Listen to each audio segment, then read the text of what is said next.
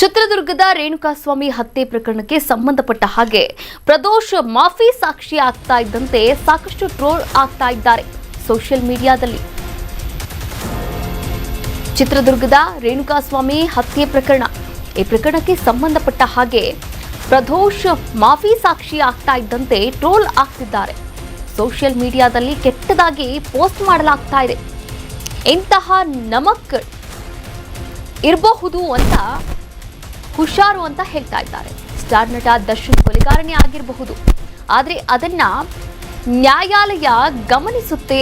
ದರ್ಶನ್ ದುಡ್ಡಲ್ಲಿ ತಿಂದು ಆತನ ಬುಡಕ್ಕೆ ಇಟ್ಟ ಮಾರಿ ಕಣಿವೆ ರಹಸ್ಯ FB ಪೇಜ್ನಲ್ಲಿ ಈ ಒಂದು ಪೋಸ್ಟ್ ಮಾಡಲಾಗ್ತಾ ಇದೆ. ಪೋಸ್ಟ್ ಮಾಡಿದ ಅಡ್ಮಿನ್ಗೆ ನೆಟ್ಟಿಗರ ಕ್ಲಾಸ್.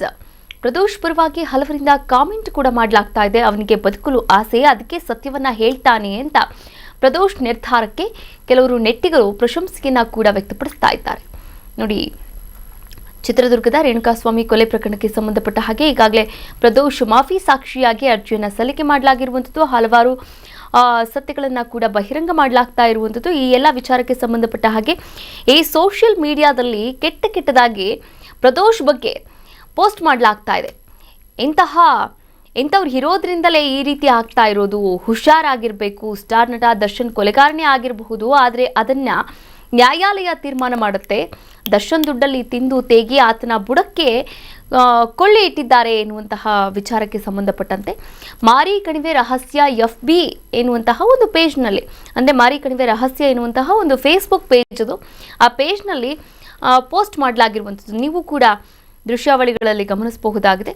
ಈ ಒಂದು ವಿಚಾರಕ್ಕೆ ಸಂಬಂಧಪಟ್ಟಂತೆ ಈಗಾಗಲೇ ಪರವಾಗಿ ಕೂಡ ಕಮೆಂಟ್ ಮಾಡ್ತಾ ಇದ್ದಾರೆ, ಹಾಗೆ ವಿರೋಧವಾಗಿಯೂ ಕೂಡ ಕಮೆಂಟ್ ಮಾಡ್ತಾ ಇರುವಂಥದ್ದು.